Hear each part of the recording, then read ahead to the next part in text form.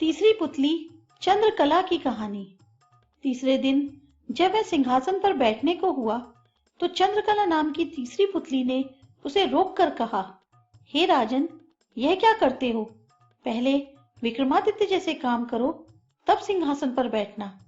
राजा ने पूछा, विक्रमादित्य ने कैसे काम किए थे? पुतली बोली, लो सुनो। एक बार पुरुषार्थ और भाग्य में इस बात पर ठन गई कि कौन बड़ा है। पुरुषार्थ कहता कि बगैर मेहनत के कुछ भी संभव नहीं है, जबकि भाग्य का मानना था कि जिसको जो भी मिलता है भाग्य से मिलता है, परिश्रम की कोई भूमिका नहीं होती है। उनके विवाद ने ऐसा उग्र रूप ग्रहण कर लिया कि दोनों को देवराज इंद्र के पास जाना पड़ा। झगड़ा बहुत ही पेचीदा था, इसलिए इंद्र भी चकरा गए। पुरुषार्थ को वे नहीं मानते जिन्हें भाग्य से ही सब कुछ प्राप्त हो चुका था। दूसरी तरफ अगर भाग्य को बड़ा बताते तो पुरुषार्थ उनका उदाहरण प्रस्तुत करता जिन्होंने मेहनत से सब कुछ अर्जित किया था। इंद्र असमंजस में पड़ गए और किसी निष्कर्ष पर नहीं पहुंचे। काफी सोचने के बाद उन्हें विक्रमादित्य की याद आई। उन्हें लगा सारे विश्व में इस झगड़े का समाधान सिर्फ वही कर सकते हैं। उन्होंने पुरुषार्थ और भाग्य को विक्रमादित्य के पास जाने के लिए कहा। पुरुषार्थ और भाग्य मानव वेश में विक्रमादित्य के पास चल पड़े। विक्रमादित्य को भी झगड़े का तुरंत समाधान नहीं सूझा। उन्होंने दोनों से 6 महीने बाद आने को कहा। जब वे चले गए तो विक्रमादित्य ने काफी सोचा। समाधान के लिए वे सामान्य जनता के बीच वेश बदलकर घूमने लगे। काफी घूमने के बाद भी जब कोई संतोषजनक हल नहीं खोज पाए तो दूसरे राज्यों में भी घूमने का निर्णय किया। काफी भटकने के बाद भी जब कोई समाधान नहीं निकला तो उन्होंने एक व्यापारी के यहाँ नौकरी कर ली।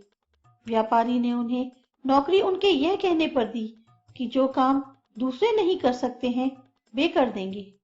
कुछ दिनों बाद वह व्यापारी जहाज पर अपना माल लादकर दूसरे देशों में व्यापार करने के लिए समुद्री रास्ते से चल पड़ा। अन्य नौकरों के अलावा उसके साथ विक्रमादित्य भी थे। जहाज कुछ ही दूर गया होगा कि भयानक तूफान आ गया। जहाज पर सवार लोगों में भय और हताशा की लहर दौड़ गई। किसी तरह जहाज एक टापू के पास आया और वहां लंगर डाल दिया गया। जब तूफान समाप्त हुआ तो लंगर उठाया जाने लगा, मगर लंगर किसी के उठाए ना उठा। अब व्यापारी को याद आया कि विक्रमादित्य ने यह कहकर नौकरी ली थी कि जो कोई ना कर सकेगा वे कर देंगे। उसने विक्रम से लंगर उठाने को कहा। लंगर उनसे आसानी से उठ गया। लंगर उठते ही जहाज तेजी गति से बढ़ गया, लेकिन टापू पर विक्रमादित्य छूट गए। उनकी समझ में नहीं आया कि क्या किया जाए। द्वीप पर घूमने फिरने चल पड़े। नगर के द्वार पर एक पट्टिका टंगी थी जिस पर लिखा था कि वहां की राजकुमारी का विवाह पराक्रमी विक्रमादित्य से ही होगा। वे चलते चलते महल तक पहुंचे। राजकुमारी उनका परिचय पाकर खुश हुई और दोनों का विवाह हो गया। कुछ समय बाद वे कुछ सेवकों को साथ ले अपने राज्य की ओर चल पड़े। रास्ते में विश्राम के लिए जहां डेरा डाला वहीं एक सन्यासी से उनकी भेंट हुई। सन्यासी ने उन्हें माला और एक छड़ी दी। उस माला की 2 विशेषताएं थीं। उसे पहनने वाला अदृश्य होकर सब कुछ देख सकता था तथा गले में माला रहने पर उसका हर कार्य सिद्ध हो जाता।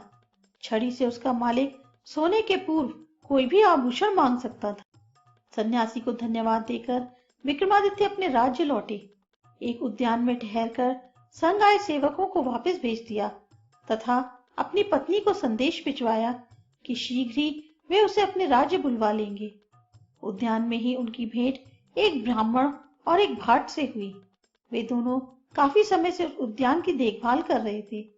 उन्हें आशा थी कि उनके राजा कभी उनकी सुध लेंगे तथा उनकी विपन्नता को दूर करेंगे। विक्रमादित्य पसीज गए। उन्होंने सन्यासी वाली माला भाट को तथा छड़ी ब्राह्मण को दे दी। ऐसी अमूल्य चीजें पाकर दोनों धन्य हुए और विक्रम का गुणगान करते हुए चले गए। विक्रम राज दरबार में पहुंचकर अपने कार्य में संलग्न हो गए। 6 मास की अवधि पूरी हुई तो पुरुषार्थ तथा भाग्य अपने फैसले के लिए उनके पास आए। विक्रमादित्य ने फैसला दिया कि भाग्य और पुरुषार्थ एक दूसरे के पूरक हैं। उन्हें छड़ी और माला का उदाहरण याद आया। जो छड़ी और माला उन्हें भाग्य से सन्यासी से प्राप्त हुई थी, उन्हें ब्राह्मण और भाट ने पुरुषार्थ से प्राप्त किया। पुरुषार्थ और भाग्य पूरी तरह संतुष्ट होकर वहां से चले गए। कहानी सुनाकर पुतली बोली, बोलो राजा, क्या आप में ऐसा न्यायप्रिय फैसला देने की क्षमता या अमूल वस्तुओं दान में देने का हृदय और सामर्थ्य है? राजा फिर सोच में पड़ गए और तीसरे दिन भी सिंहासन पर नहीं बैठ सके। चौथे दिन चौथी पुतली कामकंदला ने सुनाई विक्रमादित्य की दानवीरता की कथा।